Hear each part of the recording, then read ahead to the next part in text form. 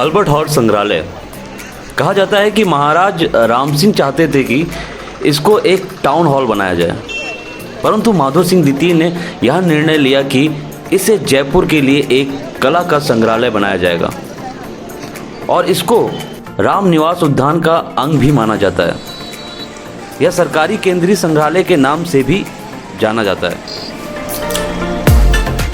इस संग्रहालय में कई पुराने चित्र, दरिया, हाथी दांत, कीमती पत्थर, धातु, मूर्तियां, रंग बिरंगी कई वस्तुएं देखने को मिलती है।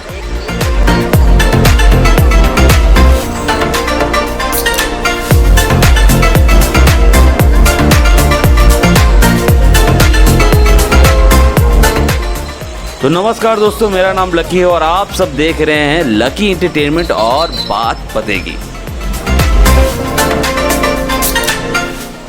सब्सक्राइब नहीं करोगे तो आगे की वीडियो कैसे देखोगे?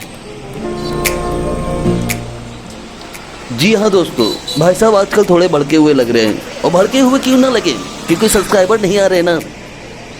तो आप सब एक काम करिए, जल्दी सब्सक्राइब कीजिए इस चैनल को, बेल आइकन को जरूर दबाइएगा ताकि जितने भी नोटिफिकेशन आने वाले हैं सबसे पहले आपके फ़ोन पर आए। लाइक कीजिए, शेयर कीजिए, कमेंट कीजिए और देखते रहिए हमारा चैनल लकी एंटरटेनमेंट और बात पते की।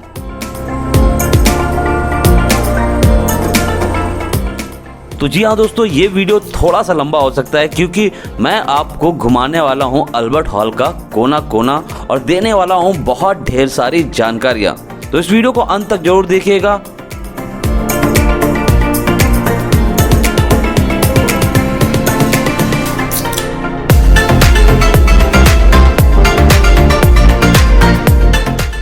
तो आइए चलते हैं और आपको घुमाते हैं अल्बर्ट हॉल संग्रहालय।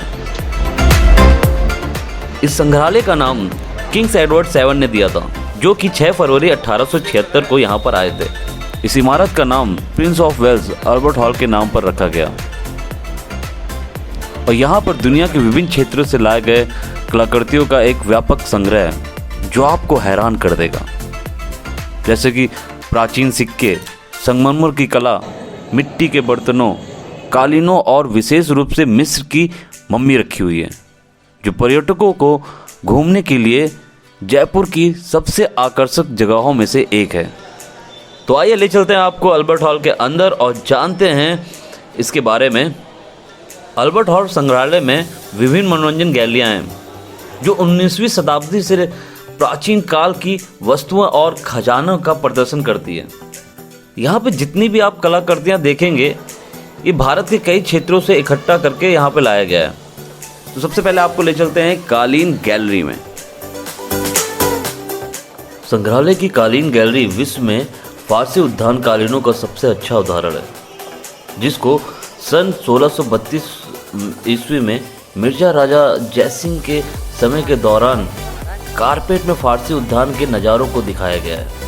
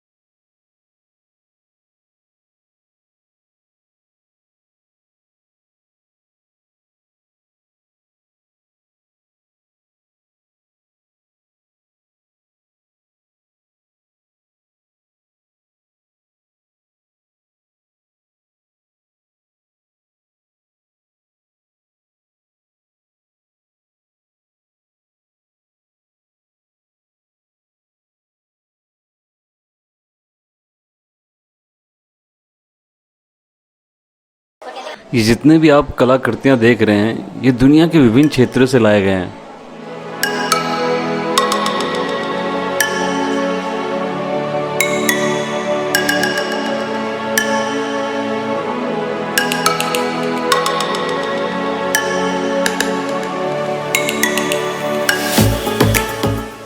और इसके बारे में यहाँ पे विस्तार पूर्वक लिखा गया है। जैसे कि ये देखिए, ये दाईं ओर जैसे कि लिखा हुआ है 10 सैनिक जो भाला लिए खड़े हैं वो चंदन से बनी हुई है।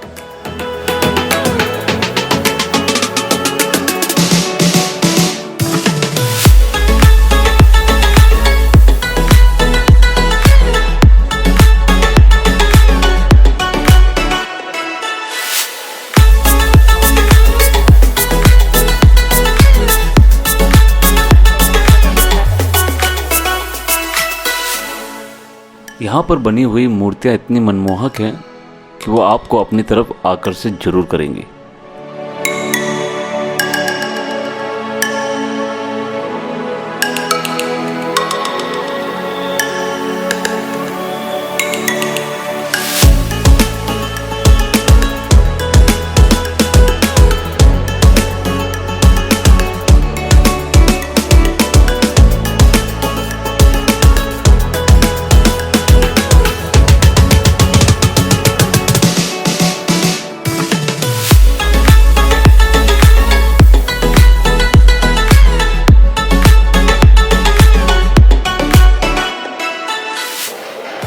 जैसा कि आप ये पेंटिंग देख रहे हैं, ये चीनी मिट्टी की टाइल्स पे बना हुआ है।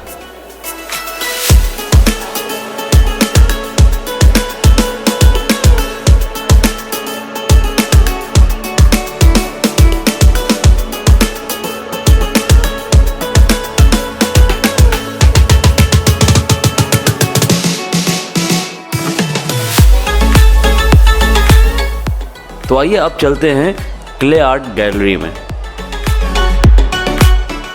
संग्रहालय की क्ले आर्ट गैलरी 19वीं शताब्दी की उत्तम मुद्राओं को दिखाता है। इस मुद्राओं में यौगिक मुद्राएं, समाजशास्त्री विषय, शिल्प कला, ऐसी कई अन्य महत्व की चीज़ों को मौजूद है।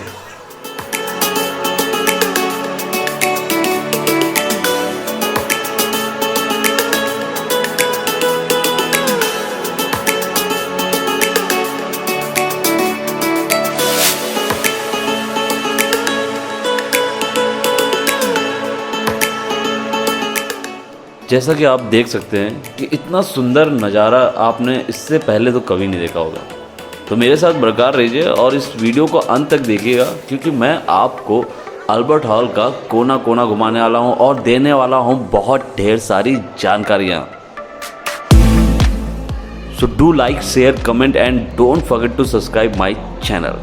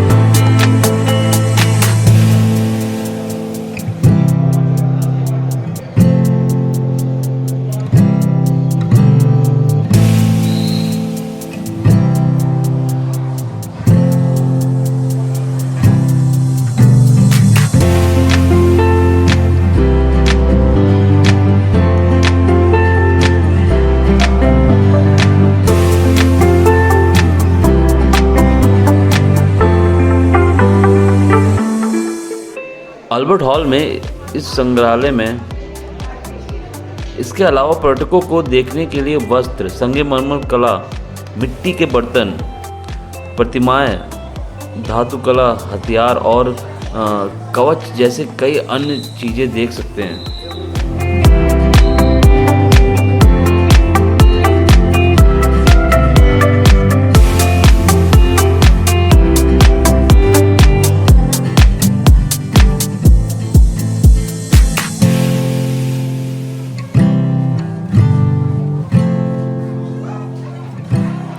यहाँ पर प्रवेश करने के लिए भारतीय पर्यटकों को 40 रुपये का टिकट लेना पड़ता है, और अगर आप स्टूडेंट हैं तो भारतीय स्टूडेंट को 20 रुपये का शुल्क देना पड़ता है, और विदेशी अगर स्टूडेंट है तो आपको 150 रुपये पे करना पड़ेगा।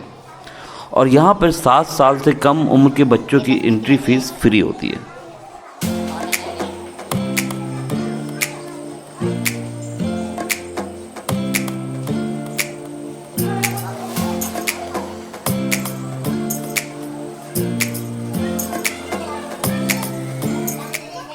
और अगर आप यहाँ पे घूमने का प्लान बना रहे हैं तो भैया नवंबर से फरवरी के बीच का ही समय रखें, क्योंकि इस समय आपको शहर की यात्रा करने का एक आदर्श ही माहौल प्राप्त होता है।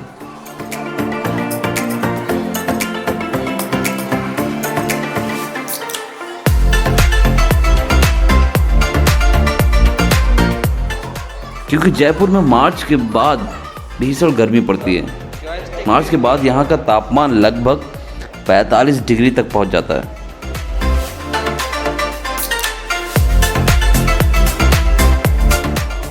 और अल्बर्ट हॉल को शाम को देखने का एक अलग ही नज़ारा है, क्योंकि जब इस पर पीले रंग की रोशनी पड़ती है ना, तो ये स्मारक सुंदर और आकर्षक लगने लगता है।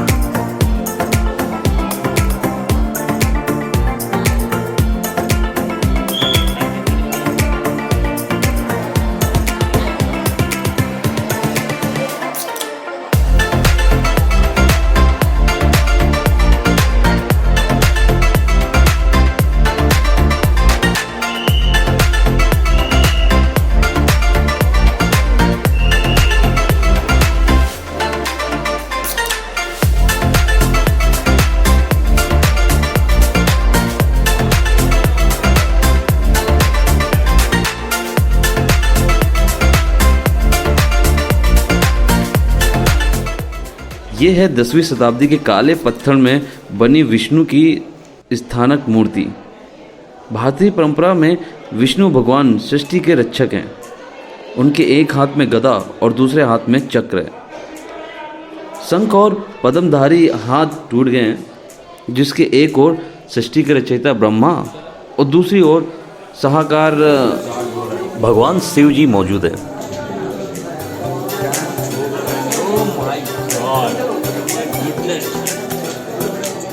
तो अब हम लोग आ गए हैं ये शास्त्रागार में। तो जैसा कि आप देख सकते हैं, ये जितने भी यहाँ पे शस्त्र हैं इन सबके अलग अलग नाम हैं। जैसे कि ये है कुल्हाड़ी फौलाद की, बगनखा, अंकुश, त्रिशूल और भाला।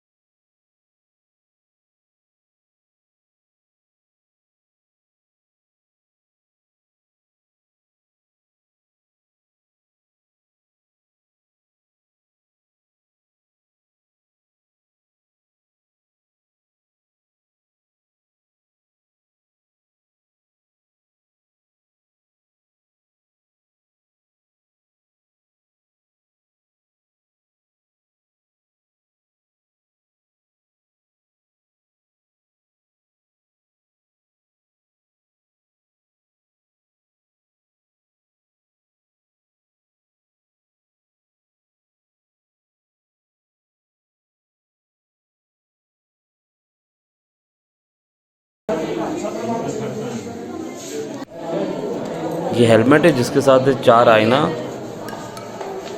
दस्ताना जो कि बाहों की सुरक्षा के लिए है, आसा। ये आप देख रहे हैं, ये है शीर्ष त्राण एवं जिरह बख्तर।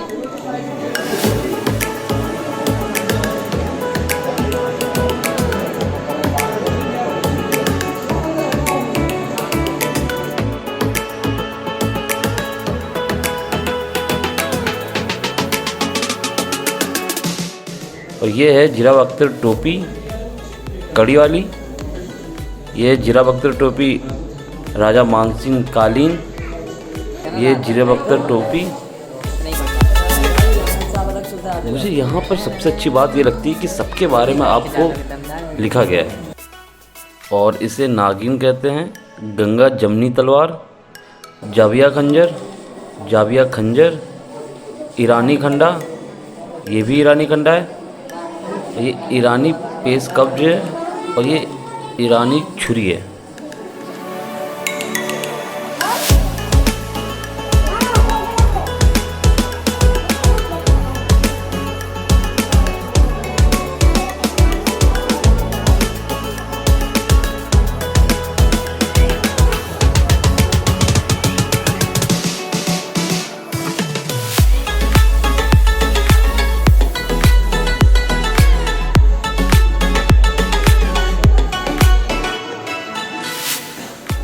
तो चलिए यहाँ से निकलते हैं और थोड़ा और आगे चलते हैं।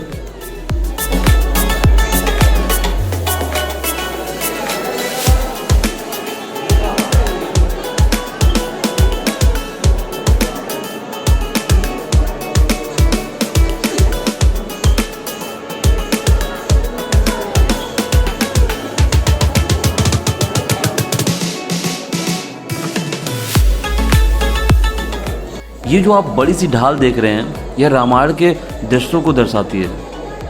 यह पूरी पीतल की बनी हुई है, जो कि 19वीं शताब्दी में बनी थी, और इसको बनाया था गंगा बख्श नाम के एक कारीगर ने। जैसा कि आप देख सकते हैं कि इस बड़े से ढाल में छोटे छोटे उभरे फलक बने हुए हैं, जिन पर राम कथा अंकित है। और यह 16वीं शताब्दी में मुगल अकबर ने रामायण और महाभारत का मूल संस्कृत से फारसी में अनुवाद करवाया था। साहित्य चित्रकारों ने उन्हीं दिनों इन दोनों ग्रंथों को चित्रित प्रतियां भी तैयार की थी। ढाल पर बने अंकन इन चित्रों पर आधारित है।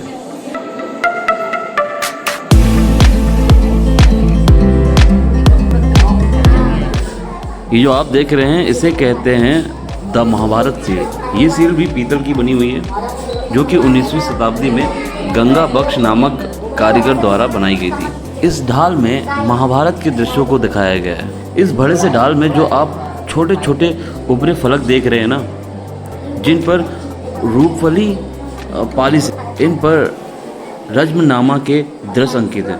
रज्मनामा यानी कि महाभारत का फारसी में अनुवाद, जो मुगल बादशाह अकबर के आदेश से किया गया था। साहित्य चित्रकारों ने इस ग्रंथ के आधार पर ही चित्र बनाए हैं। यहाँ महाभारत के रचयिता वेद व्यास भी नीचे एक कोने में बने हुए हैं। तो जैसा कि आप जानते हैं कि घटनाओं की शुरुआत होती है पांडवों के राज्य त्याग और उनके जन्माद भाई धृतराष्ट्र के राजा बनने से। पांडवों के 5 और धृतराष्ट्र के 100 पुत्रों के जीवन पे संबंधित प्रमुख घटनाएं, युधिष्ठिर के अश्वमेध यज्ञ आदि इस ढाल में अंकित हैं। शीर्ष पर चंद्रवंशियों के मूल पुरुष चंद्रमा और पृष्ठभूमि में उनके प्रिय पुष्प बने हुए हैं।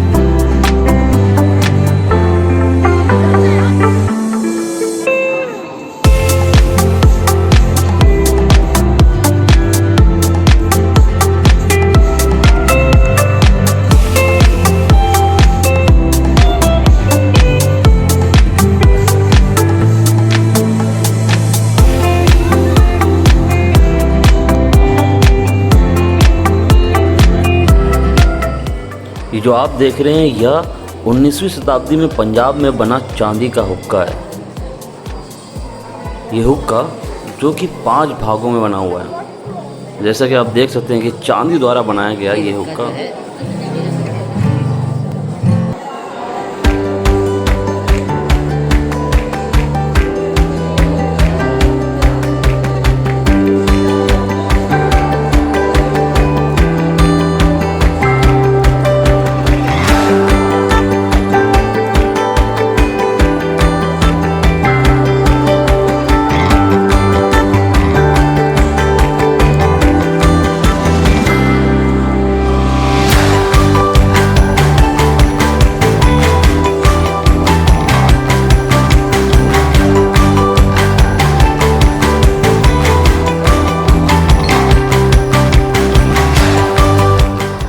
तो अब अपन लोग चल रहे हैं अल्बर्ट हॉल के 2nd फ्लोर की ओर। तो आइए चलते हैं।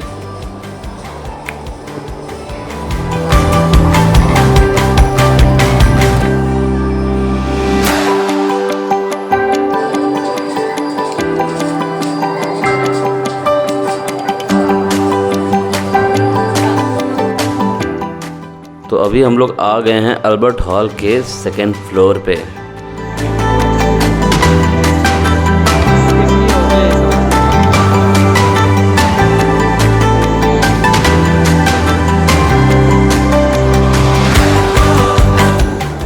दोस्तों हाँ, ये जो आप देख रहे हैं ये है मृतकों का न्यायालय।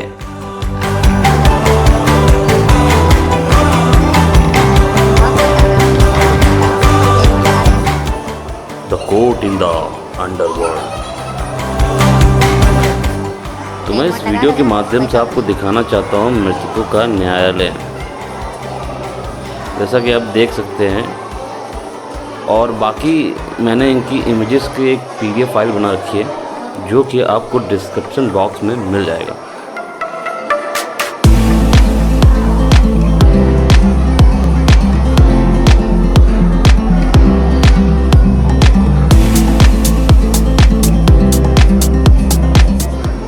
तो हाँ भाई साहब, डिस्क्रिप्शन बॉक्स में एक बार नज़र ज़रूर डाल दीजिएगा, क्योंकि बहुत सारी जानकारी ऐसी होती है जो कि छूट जाती है, तो मैं उसको डिस्क्रिप्शन बॉक्स में अक्सर लिख देता हूँ।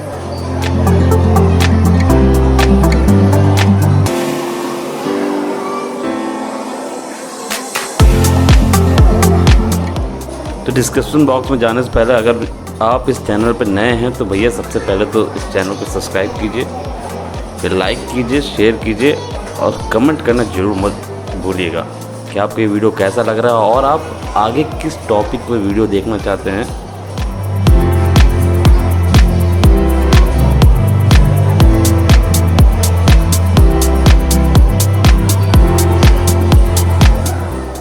कंटिन्यू करते हैं इस वीडियो को और चलते हैं आगे।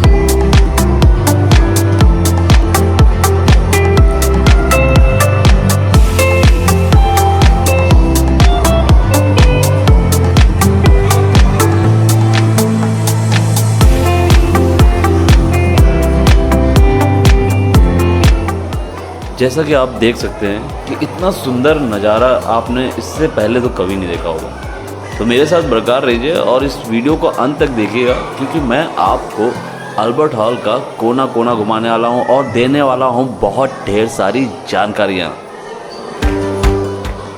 सो do like, share, comment and don't forget to subscribe my channel. चलिए अब आगे चलते हैं। तो अब हम अपन लोग पहुंच चुके हैं सिक्का गैलरी में। जैसा कि आप देख सकते हैं कि पर्यटकों को मुगलों और अंग्रेज सरकार द्वारा इस्तेमाल किए जाने वाले सिक्के एक विस्तृत श्रृंखला को दिखाने के लिए यहाँ पर रखा गया है। इनमें रखे गए पंच चिन्हित सिक्कों को सिक्के के इतिहास में सबसे प्राचीन काल का माना गया है। इस संग्रहालय में रखे गए सिक्के अकबर, जहांगीर और औरंगजेब के शासनकाल से संबंधित और कई मुगलकालीन सिक्के के राजस्थान के कई क्षेत्रों से भी लाया गया है।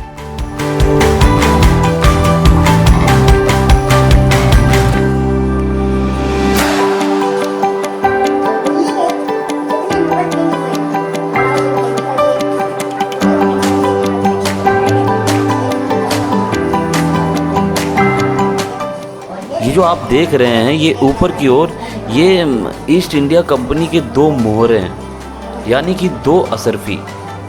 नीचे जयपुर रियासत का सिक्का है, दूसरी तरफ ब्रिटिश काल का सिक्का है।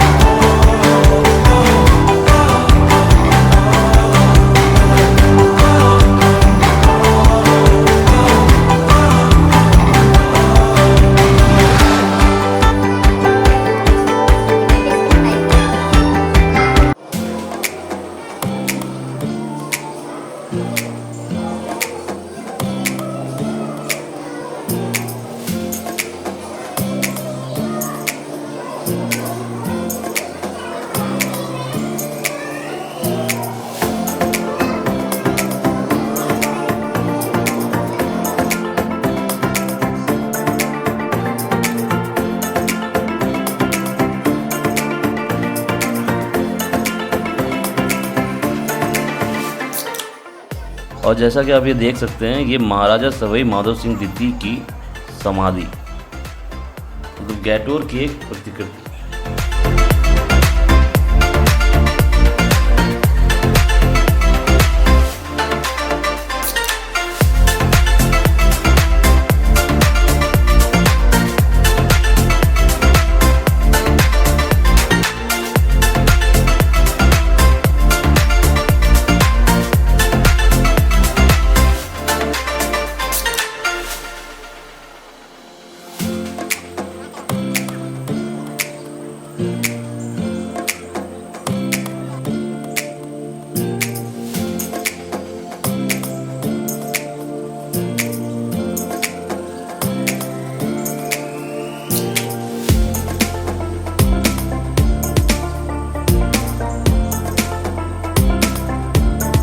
दोस्तों हाँ, ये जो आप देख रहे हैं ये है मृतकों का न्यायालय।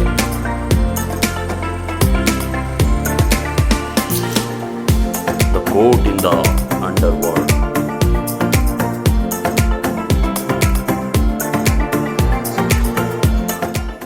ये जो आप देख रहे हैं ये उस समय की पोशाक है।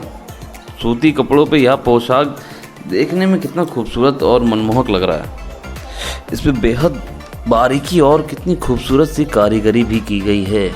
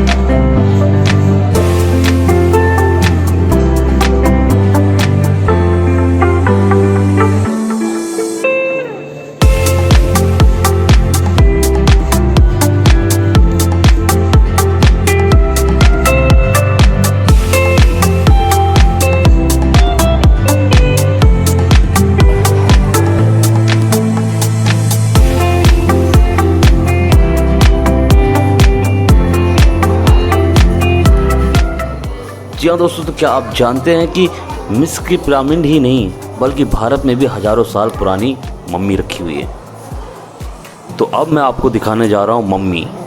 जी हाँ दोस्तों, लगभग 2344 साल पुरानी महिला की मम्मी, जिसे देख के ऐसा लगता है कि अभी अभी उनकी मृत्यु हुई है।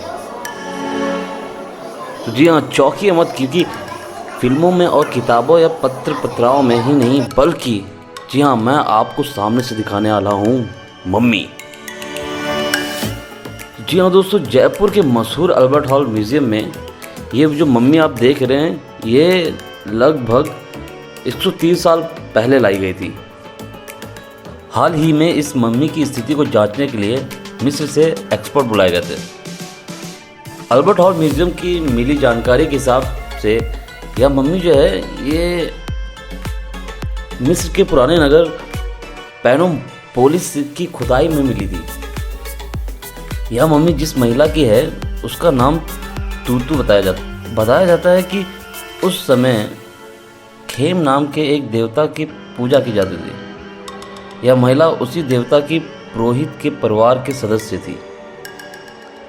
महिला की मम्मी को साल 1880 में ब्रिटिश सरकार से मिस्र से भारत लेकर आई थी। उसके बाद से ही इसे जयपुर के अल्बर्ट हॉल म्यूज़ियम में रखा गया है।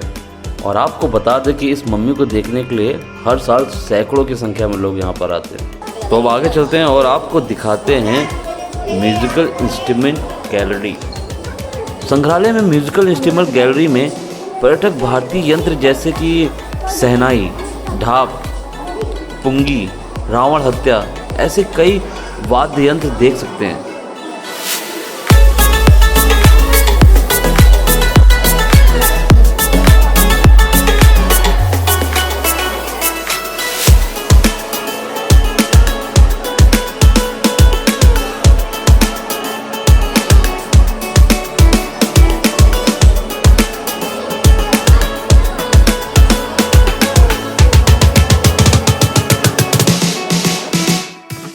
इसके अलावा पर्यटकों को देखने के लिए वस्त्र, संगमरमर कला, मिट्टी के बर्तन, प्रतिमाएं, धातु कला, हथियार और कवच जैसे कई अन्य चीज़ें देख सकते हैं। तो अब हम लोग चल रहे हैं ज्वेलरी गैलरी की तरफ।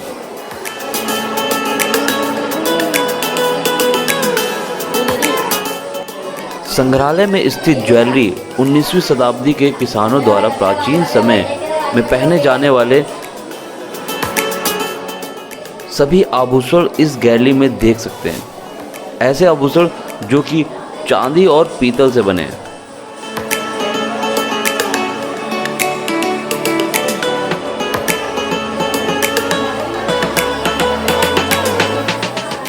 इन आभूषणों में पायल, अंगूठी, हेयर पिन, हार, इसके अलावा कई अन्य महंगी ज्वेलरियां भी देख सकते हैं।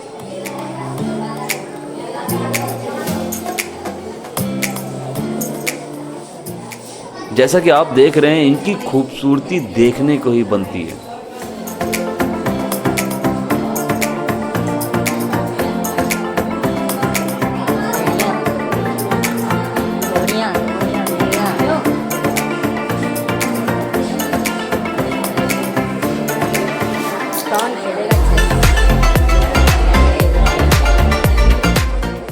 ये देखिए उस समय की क्या बेहद कारगरी का नमूना।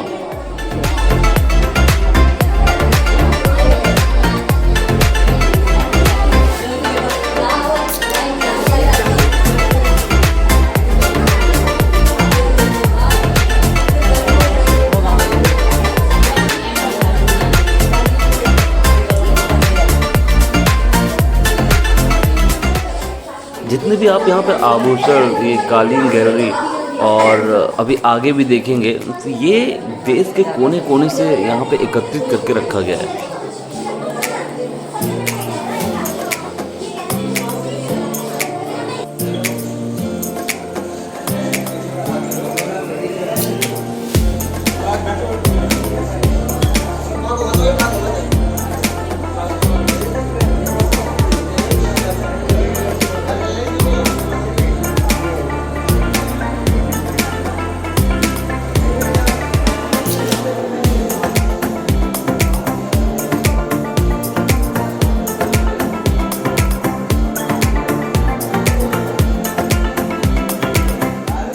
ये योग हमारे जीवन में बहुत ही महत्व रखता है। जैसा कि आप देख सकते हैं यहाँ पर उनका नाम के साथ साथ कैसे करना है वो हमको दिखाया गया है। जैसे कि इसका नाम है एकपाद निर्गुण, ये है काप्यासन वैष्णव।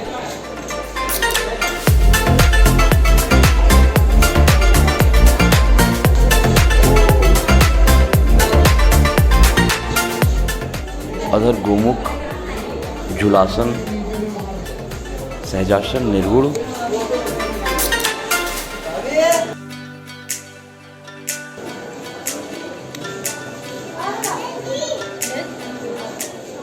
सहजासन वैष्णव आदि बहुत सारे आसन के बारे में यहाँ बताया गया है और दिखाया भी गया है, जैसा कि आप देख सकते हैं।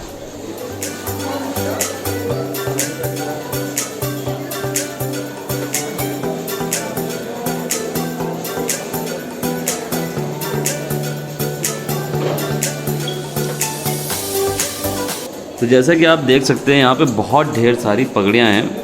तो इन पगड़ियों की भी एक अलग हिस्ट्री है, तो आइए बताते हैं। तो ये जो पगड़ी है ये मध्यकालीन भारतीय वेशभूषा का एक अभिन्न अंग और प्रतिष्ठा का प्रतीक थी। इससे व्यक्ति की पहचान की जाती थी। तो जो एक पगड़ी होती थी वो 25 मीटर लंबी और 20 सेंटीमीटर चौड़ी होती थी। यह सूती कपड़े की होती थी और पहनने वाले के आर्थिक एवं सामाजिक स्तर के अनुसार रंगी जाती थी।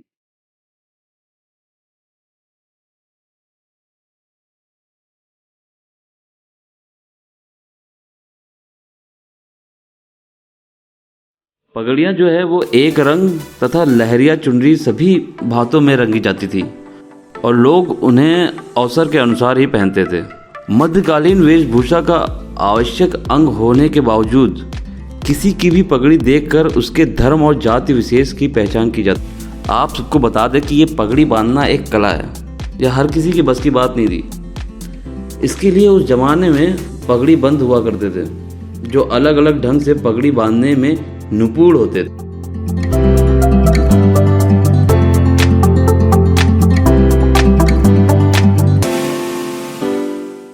जैसा कि आप देख सकते हैं कि यहाँ पर विभिन्न जाति एवं समुदाय की पगड़ियाँ प्रदर्शित हैं। 20वीं शताब्दी के मध्य तक पगड़ियों की यह प्रथा चलती रहती थी।